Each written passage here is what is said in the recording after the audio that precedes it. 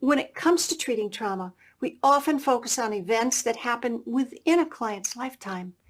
But as we know, for some clients, historical and intergenerational traumas they might not even have been alive for, can also be damaging. But how do you treat for these kinds of traumas? Knowing that can be especially important when working with clients of color, because in many communities, centuries of racial discrimination have created collective suffering. This suffering is often multidimensional and complex. Not only that, but it can also be insidious. That's because these traumas might stretch so far back into the past that a client is left with very little idea of how it might be affecting them in here and now. Hi, I'm Dr. Ruth Basinski, a licensed psychologist in the state of Connecticut and the president of the National Institute for the Clinical Application of Behavioral Medicine. Welcome to the third module in this series on working with racial trauma. Now, before we get started, there's something important I should acknowledge. As a white woman, I don't have firsthand experience of racial stress and trauma. And while throughout my life, I've taken steps to become more racially informed, I still have a lot to learn. That's why for this course, Dr. Tamar Bryant is joining me in guiding you through what the 19 experts in this program have to share. Before we go any further, I'd also like to take a moment to thank Dr. Tamar Bryant and Dr. Shelley Harrell for their help in creating this program. Tamar and Shelley played a critical role in selecting the experts featured in the course, in guiding us in topic selection, and helping us write the questions that we ask the experts in their interviews. A deep bow to both of you for all your help in creating this program. I really appreciate you both. Now, in this session, we're going to take a close look at how to help clients heal from intergenerational trauma. First, we're going to zero in on 3 common yet subtle ways that racial trauma can be passed across generations. Second, we'll walk through how to help clients talk about intergenerational trauma. We'll give you specific languaging to work with a client who might be suffering from this type of trauma, but who struggles to pinpoint the source of their distress. And then third, we'll look at what can make intergenerational trauma so often go unnoticed, even by practitioners. We'll also highlight some signs that your client is suffering from this form of trauma. And then fourth, we'll focus on internalized racism. We'll give you 2 approaches that you might use with clients who've come to believe some of the negative stereotypes about their own race or culture. Now let's jump in. First, what's one way that the effect of racial trauma can pass from parents to children? One is physiologically, when we talk about trauma affecting the brain, right? And then those who are born out of trauma receiving that. Tama was just referring to the epigenetic changes that trauma can trigger in the body. And as I know you know, those changes can then be passed on to children, potentially putting them at risk. They may be more vulnerable to stress, to certain health conditions, to suicide and addictions, and other mental health realities. If they had an ancestor that was enslaved and had children, there are current studies that show that within epigenetics, the children from enslaved individuals do have greater statistics of health disparities. Now, to some clients, this may seem like their suffering or even their children's suffering is predetermined. But it's important to remember that trauma doesn't have to be a life sentence. And according to Dr. Sheena Young, understanding the role of epigenetics can help break the cycle of intergenerational trauma. The idea that what happened to my ancestors and their bodies, their nervous systems, their traumas can and have been passed on to me is at once profoundly sacred and disturbing. We literally carry our ancestors with us in our DNA. And so it is well known that females in utero carry all of their eggs. So this means that when our great-grandmother was pregnant with our grandmother was housing the egg of what would become our mother, and so on. So when we hold space that asserts the existence of intergenerational trauma, we support our clients in living in higher and healthier expressions of themselves, which I believe can literally change the expression of their genes so that the old painful stuff doesn't get passed on. So let's tease apart what this can mean for our work with clients. We know that genes are not set in stone. They can be switched on and off as epigenetic changes occur throughout our lifetime. And sadly, we also know that people of color are often exposed to higher levels of stress and trauma. This makes it all the more likely that negative epigenetic changes will continue to be passed on. But from preliminary studies, we've seen that we have some control over those changes. Certain practices like mindfulness can have an impact. So too can positive experiences in relationships, which is what makes our work with clients so important. And as Sheena just said, the more we understand the role of epigenetics, the better chance we have of reducing those negative changes. Now let's take a look at the second way trauma can be passed on. So there is the physiological transmission of trauma, but then there is also the verbal. And so when you have experienced trauma, the way you parent your children will have to be different.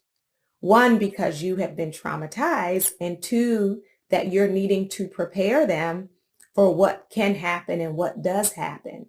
And so when we think about the safety precautions, or even currently the big phrase that is used is the talk. At what point Black parents talk to their children about the police and how to interact with the police and to prepare themselves for racial profiling and how to try to live through that moment so that you can arrive home safely. The talk is an example of how the natural projected historical course gets derailed, because our children grow up restricting their behaviors, their natural curiosity, because they're concerned about, and rightfully concerned, about what happens if they end up in the wrong set of circumstances at the wrong time with the wrong set of police officers. They don't get another chance. They don't get to explain it away. And so what does that do in terms of dampening creativity, aspirations for growth, excitement, etc.? Now, parents of every race teach their children about the consequences of disrespecting authority.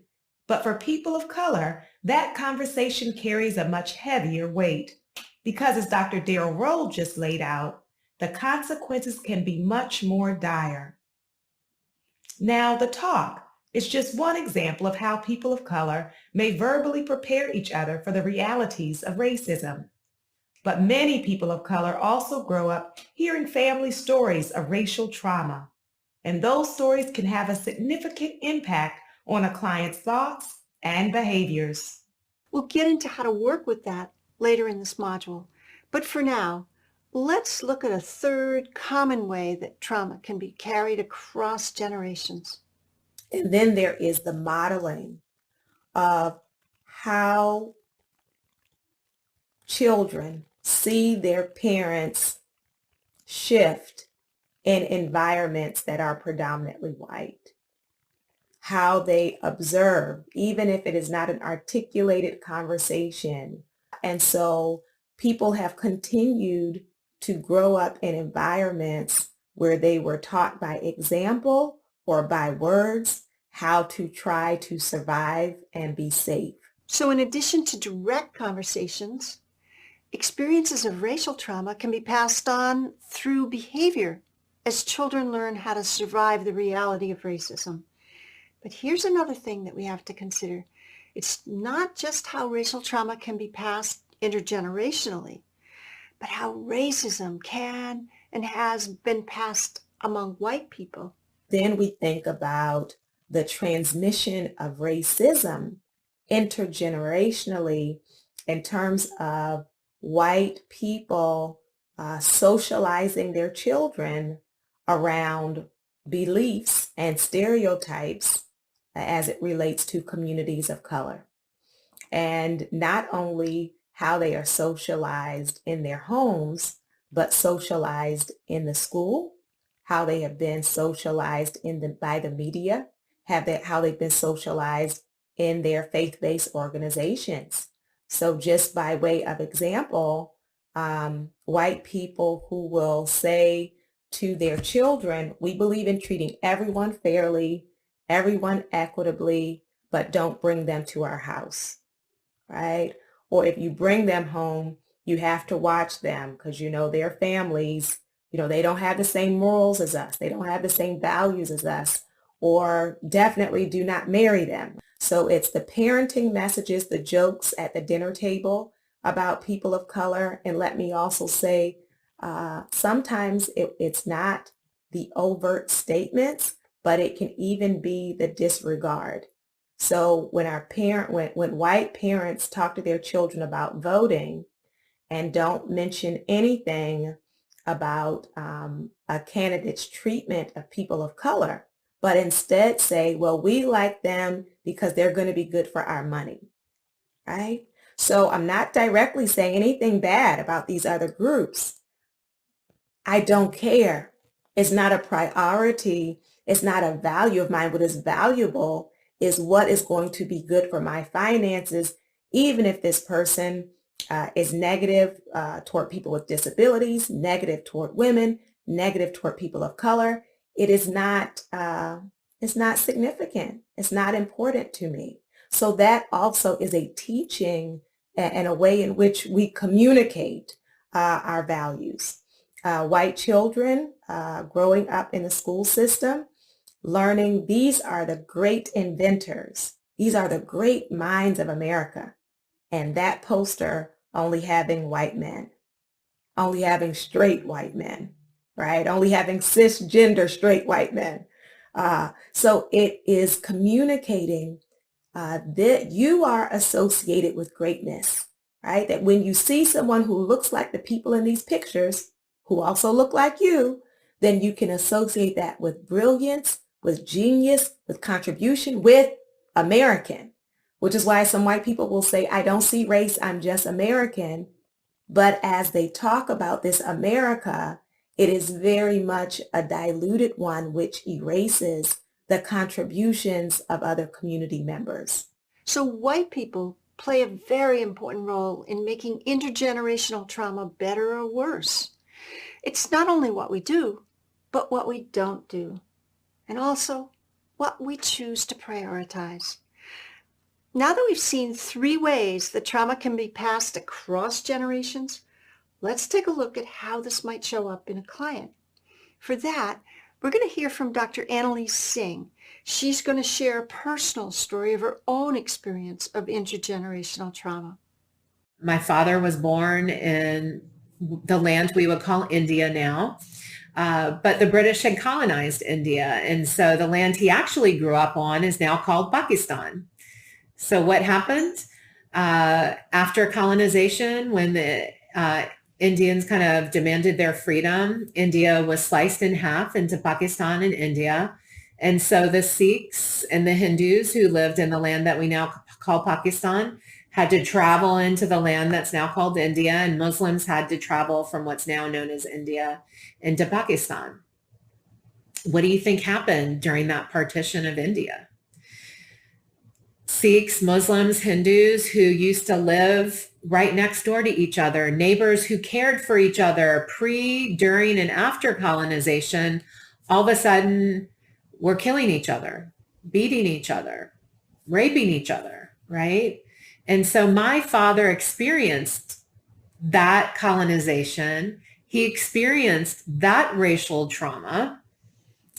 And so, it's not like I had a father that drank heavily or was highly anxious, but what I did have as a father was a dark-skinned brown Sikh man who, as an immigrant, felt like he had to work all the time to prove himself.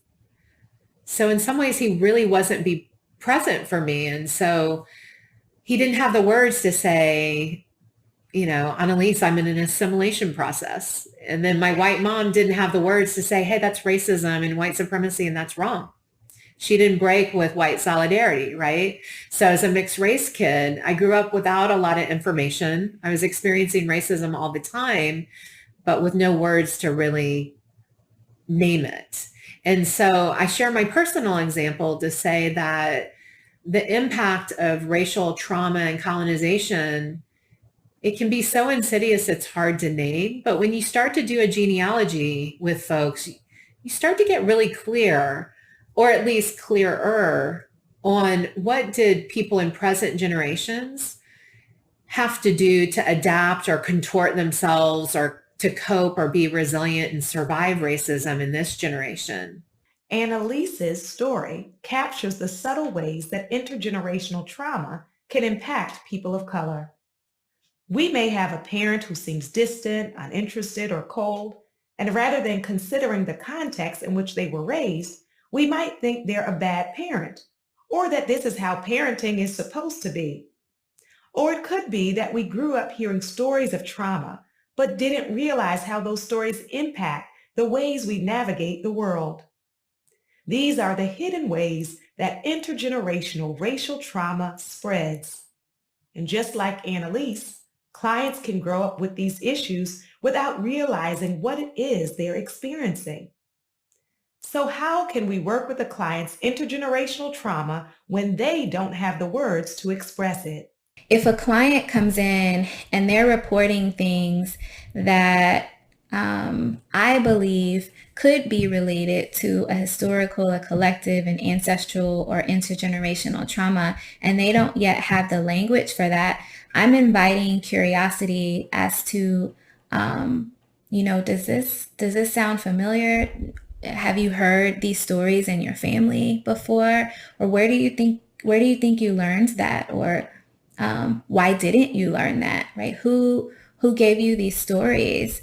And so it's really interesting to witness. Then they start to make connections and they're like, oh my gosh, my grandfather did this work and this happened to him. And so then my father, right, they start to make the connections and put the dots together. And then I may support by offering language.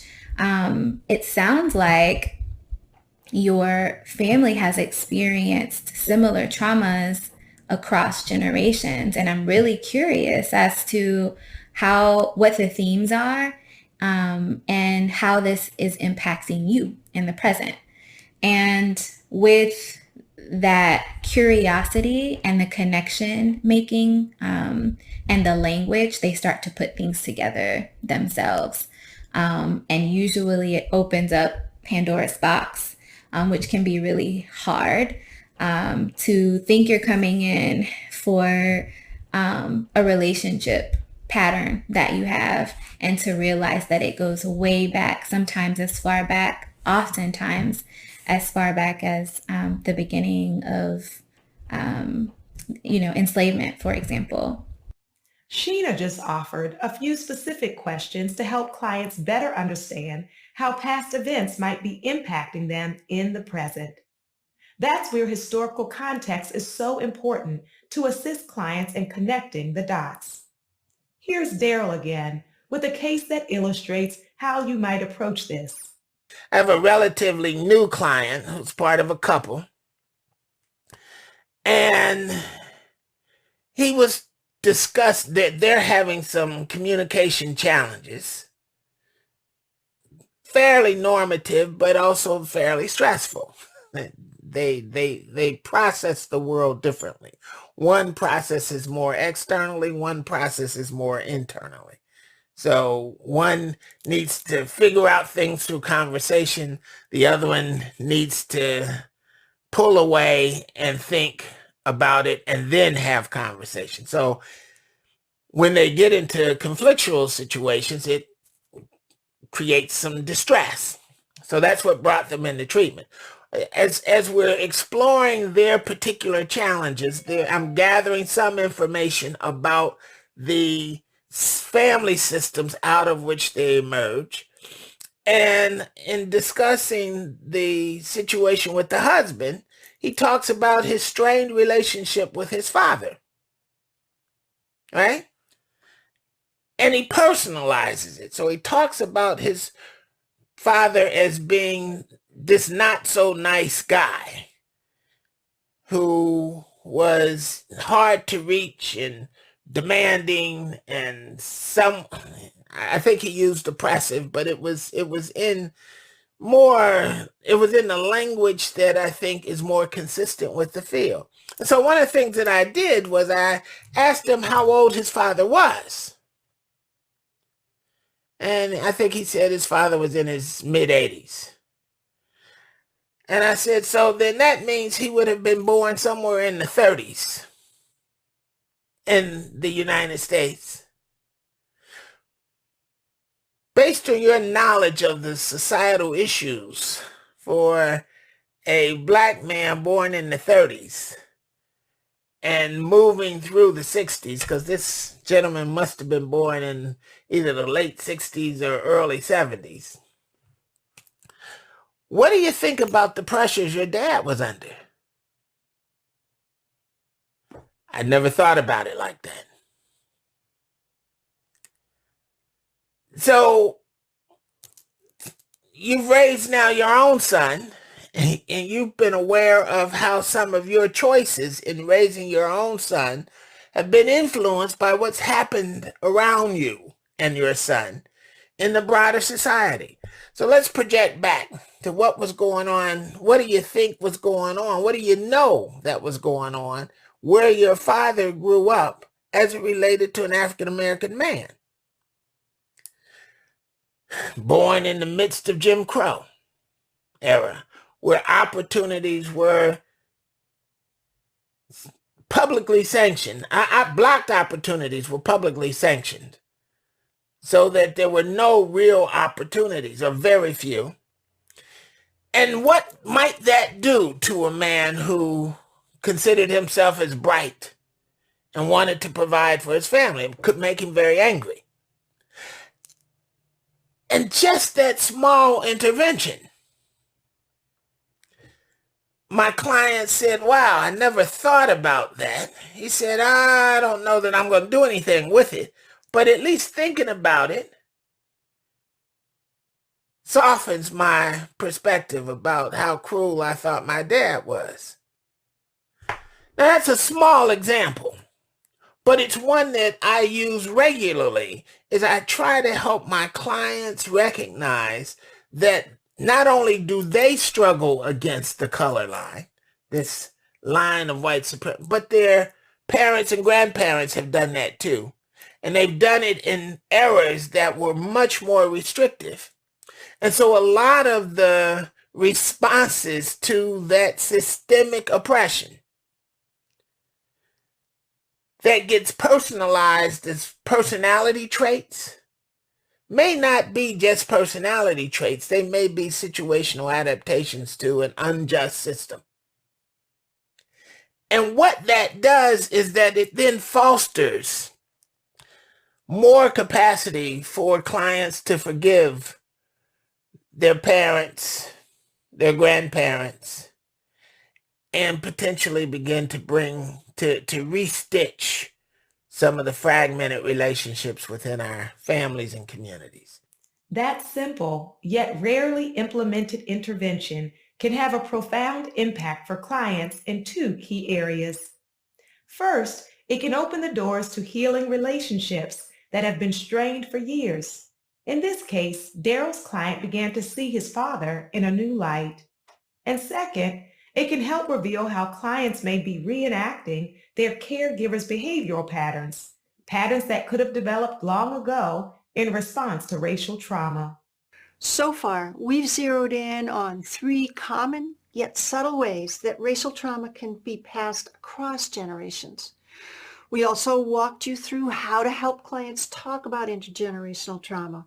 We gave you specific languaging to work with a client who might be suffering from this type of trauma, but who struggles to pinpoint the source of their distress.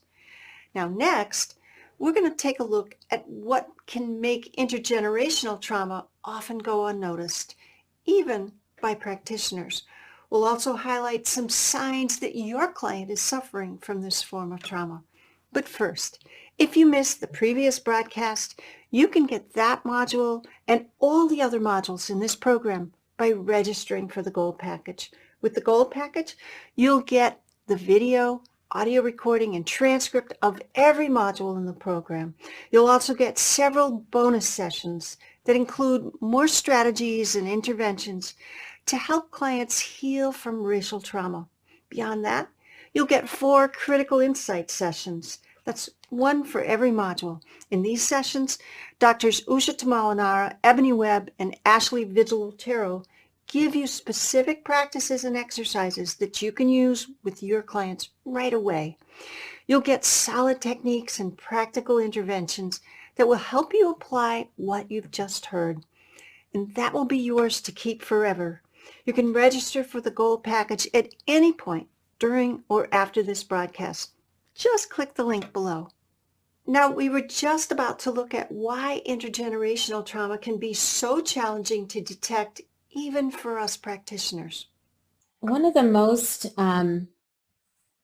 invisible things that we deal with, I think, in psychotherapy is has to do with the history of intergenerational collective trauma and racial trauma.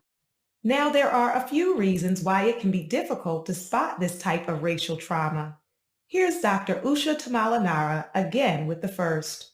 One of the things that I think it's important to think about is that clients who are coping with racial trauma are oftentimes dealing with cumulative effects of racism that have not only been experienced by them directly, but these are experiences that they witness.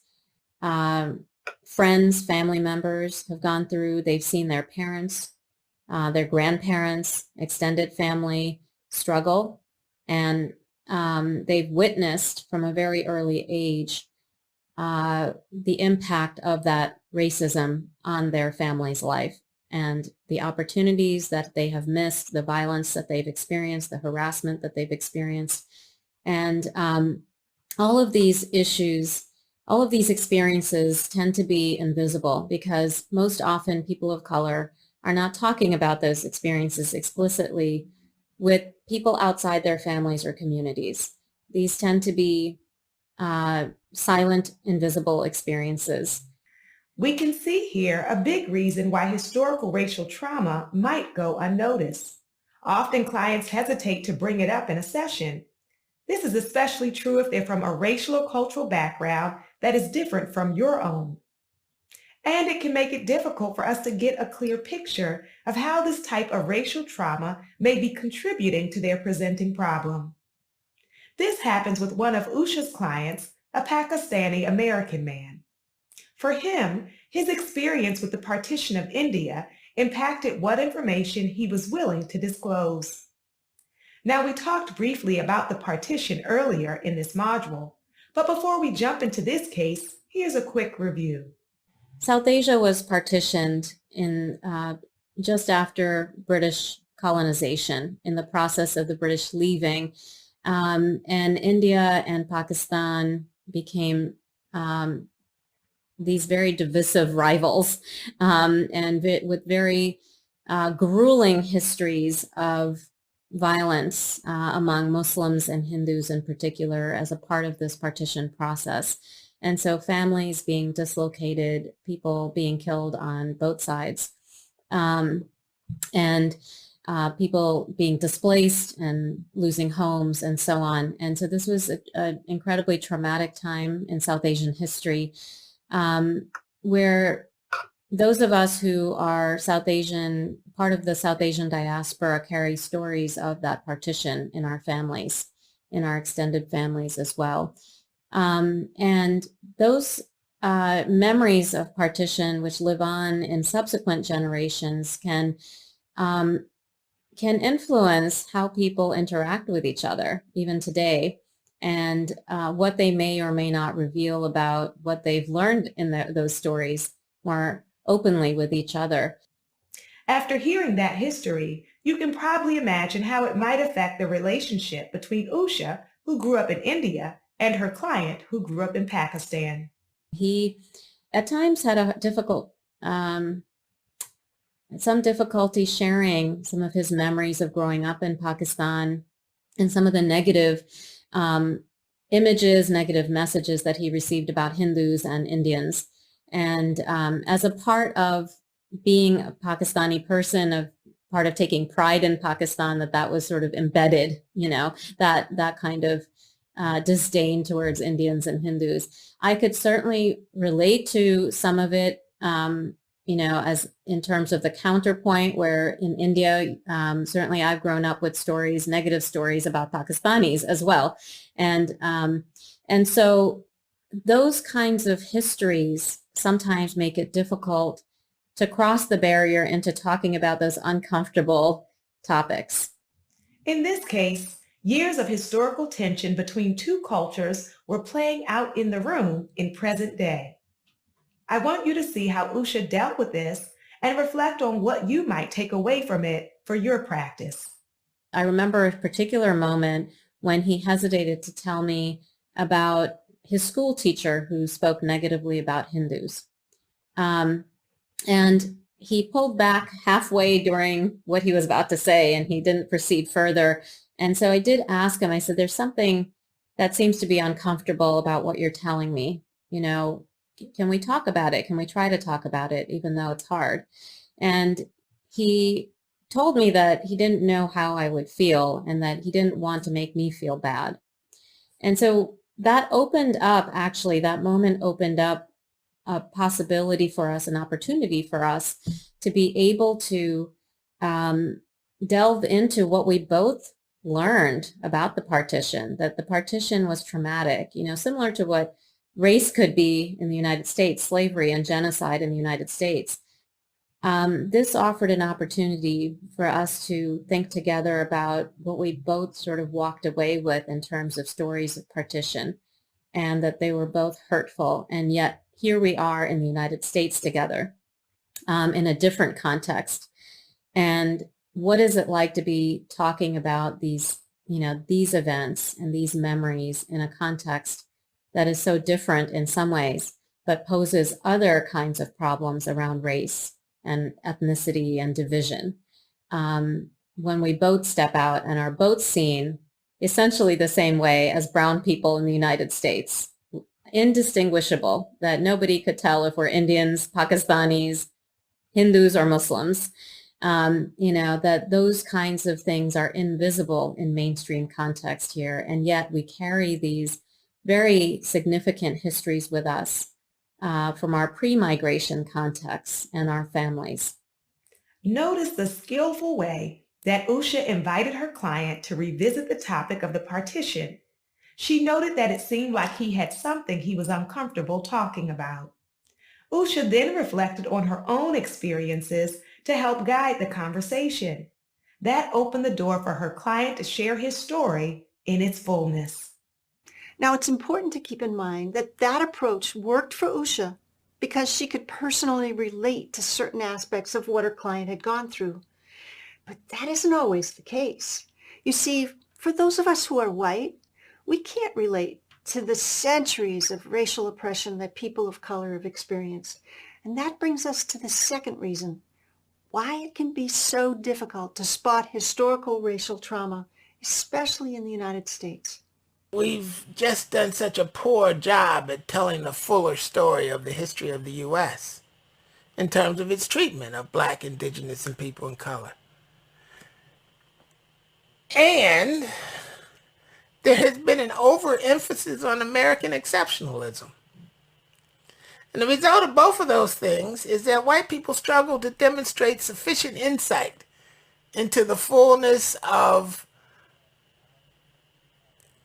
their historical and contemporary use of violence to subjugate others in mixed company. When we think about the experience of American Indians, when we think about Black people in America, when we think about the internment camps, people often may know a phrase or a sentence, but not really having sat with, like, what would that experience feel like, right? What impact would that have on a human psyche, for this legalized oppression to happen for hundreds of years, right? This is where it becomes so important for us practitioners to know these histories and not just learn about them, but actively consider how these histories may contribute to what a client is experiencing. If we don't, it can have serious consequences for our work. If a clinician dismisses this particular history of a client's identity and experiences with racism and their ancestors' racism, it minimizes and completely invalidates their experience of their therapy. It's crucial to our client's identity to see them for who they are, to know the true history of their lineage because of the historical oppression that has that is within their identities and families. There's much more to an individual, and that is the community and their family behind them. Adriana Alejandra just raised a very important point. When we're considering a client's history with racial oppression, we need to take into account how the people around them have struggled with racism.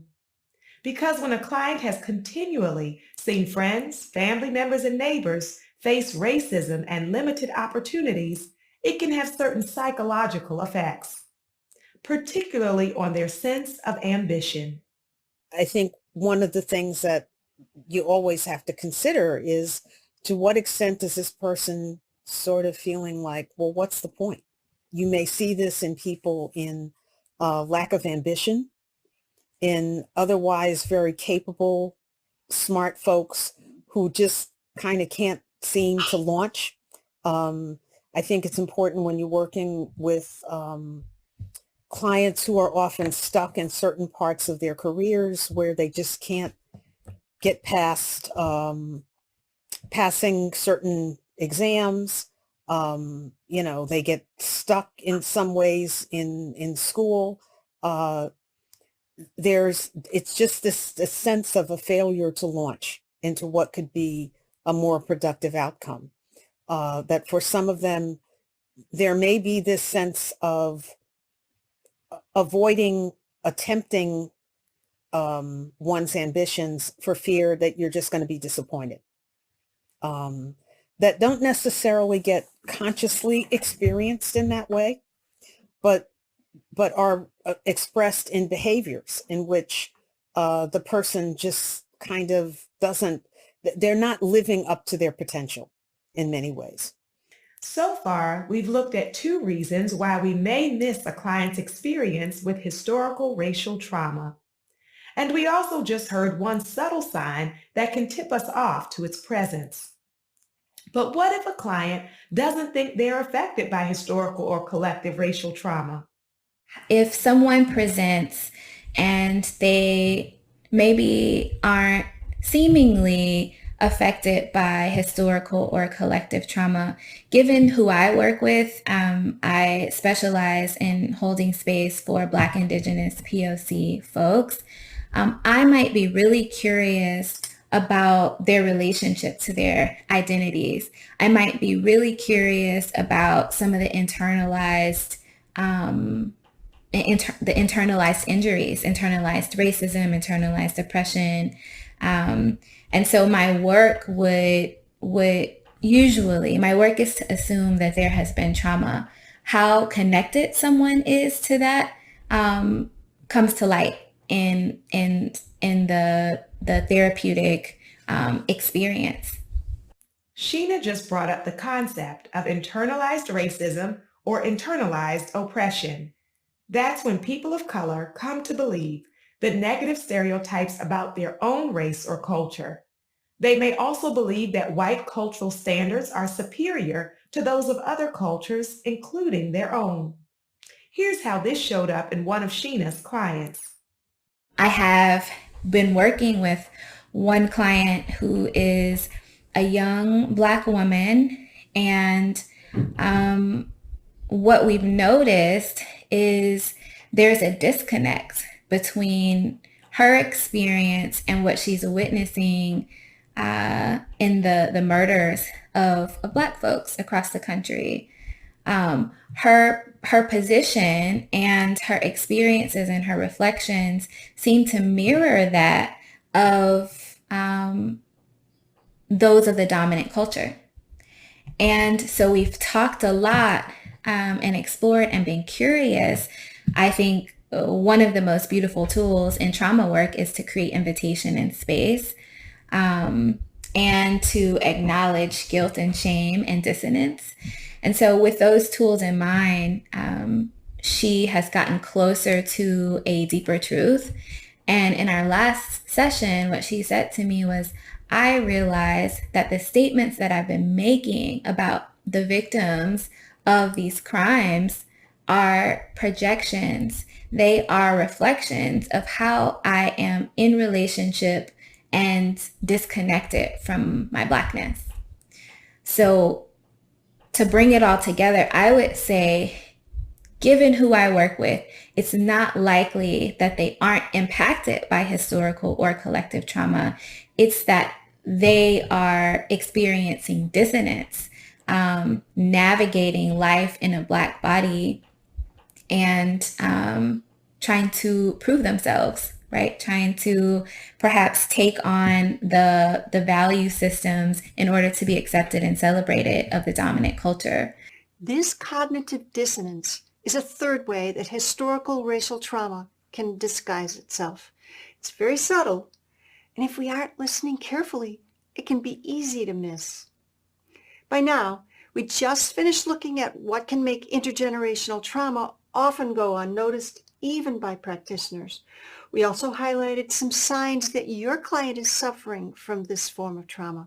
Coming up, we're going to take a deeper look at the idea of internalized racism that Sheena mentioned a moment ago.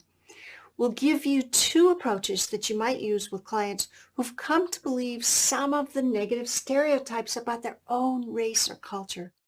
But before that, real quick, let me ask you to register for the Gold Package, because when you do, you don't just get the video, audio recording, and transcript for every module in this program, plus the exclusive bonus sessions and learning tools, but you also support us in fulfilling our mission to make these programs available for practitioners for free, regardless of their ability to pay. You can register for the Gold Package anytime during or after this broadcast. Just click the link below. Okay, let's get back into things. We were just about to take a deeper look at that idea of internalized racism. First, how exactly can these negative beliefs take hold? To get an idea, let's look at the example of a young girl of color who grows up hearing certain messages about beauty standards. From the day she was born, she has been bombarded with messages about who is beautiful, and it has rarely been a reflection that looked like her. Right? Rarely has she, if ever, seen herself in the image of a leading lady, right? Seen herself as the one who is admired, revered, adored on the cover of a magazine. You know, just recently, Barbie is now trying to create all these diverse looking Barbie dolls, right? But for those of us who grew up with it, and I have to say on this issue of dolls, there was like Dr. Barbie and, Malibu Barbie, all these things. I was sick to my stomach one day. I went back home to Baltimore where I grew up. Went in the predominantly Black mall, Black community. There was a small toy store. Go into the toy store, and in the Barbie section, there was one Black Barbie, and guess what she was? McDonald's Barbie. A little Black Barbie with a McDonald's uniform on. Hey, this is the message. Not you're going to get to go to Malibu and have a fancy convertible. Not you're going to be a doctor. But the dream for you is for you to serve. That's the dream for you. And give it to your children so they can pretend for their future. Those are the societal messages that people of color often grow up with. They're messages that are embedded in so many aspects of society. And as Tama's story illustrates, they can be incredibly subtle. Not only can these messages affect clients during their lifetime, because these attitudes have permeated society for centuries, certain messages have also been transmitted across generations. Some were, raised by parents who intentionally thought the ways to help my child survive is to disconnect them from their cultural or racial community. So you'll have some Latino clients who will talk about their parents on purpose not teaching them the language because they thought they would be accepted more, that they would be more successful, the more they could blend in with whiteness and not be identified as other. You'll have Black parents who will talk about intentionally trying not to give their children a name that would identify their race because of this idea of, wanting them to fit in. Earlier in this module, we talked about how intergenerational trauma can be passed down verbally through the ways that parents raise their children. And as Tama just described, part of this might involve a parent passing on messages of internalized racism to their children. This was the case for one of Dr. Shelley Harrell's clients. As an African-American woman, the negative messages about race that she heard growing up had an impact on her years later. She was very successful. She was going through a divorce and came in just depressed, a sense of feeling unlovable, and many things that we would associate with someone who's going through a painful divorce, right? But there was a piece there that was really important, right? That I think made a difference in the way we worked with this. Right? So she remembered a story at some point as we were processing her sense of feeling unwanted, unloved, undesirable. And she remembered a story from her childhood, which she shared with me, that her mother used to put clothespins on her nose to make her nose smaller and would tell her that your nose looks too black, it's too wide, your nose needs to be thinner, right, so that you'll be pretty. Right? And that was embedded in colorism. It was embedded in some ways that her mother had internalized racism and parented from that perspective, right? Don't act too black. Don't look too black. Right? And so what she was carrying that came up and was triggered by the divorce was not only the pain of the divorce, but this deeply embedded racially, right? Racially grounded, racially rooted sense of inferiority and sense of not being attractive and not being lovable, right? As she was, right? So the work would have been incomplete and probably less effective had we only conceptualized her depression and kind of insecurity as related to the divorce, and previous relationships and, other kinds of things devoid of race. But when we brought the racial dynamics in, just her emotions became much more available to her around that. Don't act too black. That was the message Shelley's client grew up hearing, and it stayed with her even into adulthood, leading her to believe that because of her skin color, she was unworthy and unlovable. So if we detect that a client has internalized negative thoughts about their own race, how might we approach this? According to Tama, it's important to avoid this initial assumption. If you are looking to your client as the sole educator on a race and they make a statement like that, you can believe it's true, right? So then it becomes, well, no. It is true because my black client told me that black restaurants are no good, or my black client told me that black people don't really value college, right? So we have to be careful because these statements of internalized racism will confirm or reaffirm racist ideology. And then you have a black person speaking it. So it must be legitimate, right? And, to be aware of like, one, so we know where does this come from? The multiple systems that are giving them this message. So when working with clients who show signs of internalized racism, it can be especially critical to keep in mind where these beliefs might stem from. If I don't recognize the context and the societal messages that have conditioned me to believe these things about myself, then as I'm working on it in treatment, then I will locate the origins of the problem in you, right? So the problem is this client has distorted thoughts that came out of nowhere. When I am working with clients around internalized racism, I don't just go to cognitive replacement. Like, let's acknowledge this distorted thought and let's replace it with a new one. But let's really look at, we talk about consciousness raising.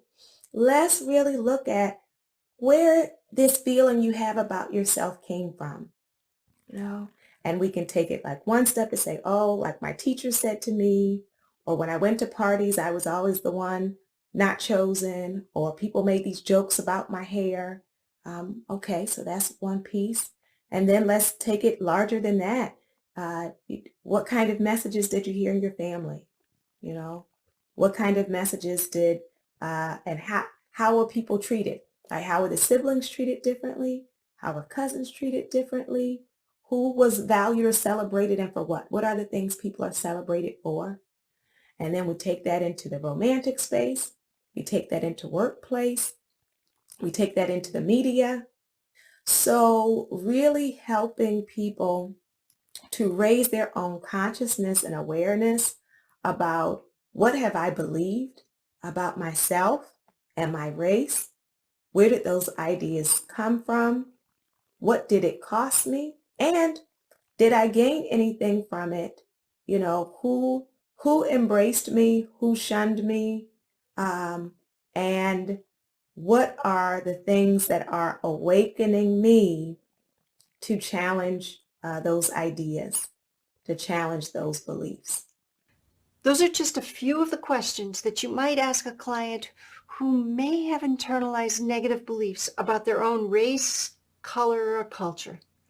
Here's another approach that can help when working with this issue. So when we think about internalized racism and really understanding what that is, I think that mindfulness practices can be very helpful here, right? Because it helps us to kind of intercept the stories of the mind, right? What our mind is kind of telling us. It helps us to be aware of what's there and to engage in a little healthy distancing and witnessing of it, right? So that we can discern that this is not truth, right? A thought is a thought. A thought is not a fact. Thoughts come and go. They don't define reality. So mindfulness and meditation are tools to take pause and to be aware of, what are those stories? And am I holding tightly onto them, right? How tightly am I holding on to those stories? And can I get some distance from them and see, right? See more clearly, right? What the effects of racism on what I'm believing about myself, what I'm believing about people who look like me. Okay? And we can get caught up, in just, the stress of daily life and not take that pause to really begin to see some of the ways that racism is impacting us emotionally, cognitively, somatically. So another part of the value of mindfulness is to contact not just mindfulness of thoughts, right, but mindfulness of emotion and mindfulness of body. Right? So how are we carrying racism in our bodies? Right? How are we carrying the stress of racism in our bodies? How are we carrying racism emotionally? Right? And so the awareness piece of mindfulness, just becoming more aware, becoming more conscious, right? Conscious of ourselves and all of those aspects of ourselves, as well as conscious of our surroundings, right? And awareness of our surroundings. What's happening around me, right? And not be shut down from that, but allow our awareness to take that in. Shelley just named 2 ways that mindfulness can help clients who struggle with internalized racism. 1, it can help them get some distance from the negative stereotypes about their race and culture that they may identify with. And then 2, it can help them become aware of how identifying with these racist messages might be impacting their cognitive, emotional, and somatic health. We just finished looking at that idea of internalized racism. We gave you 2 approaches that you might use with clients who've come to believe some of the negative stereotypes about their own race or culture. Now, the next broadcast will be the final one in this program. In that module, we're going to look at how therapy can sometimes re-traumatize clients who've experienced racial trauma. That module will also home in on what you as a practitioner can do to combat racism. Now, there's one more thing. All the training in the world won't matter if we don't each do our own personal work to examine our conscious and unconscious biases. That work is crucial because it's what allows us to grow and help more people heal. And that matters because when you help someone heal from trauma, you change the course of civilization. That's because it's not just that person's life that changes, but that healing can also have an impact on their spouse, their children, and their friends and colleagues. And that can ripple out to their community, to their state, and then to their country, and eventually to the world. What you do is so important. Tamat and I will see you next time. Until then, be well.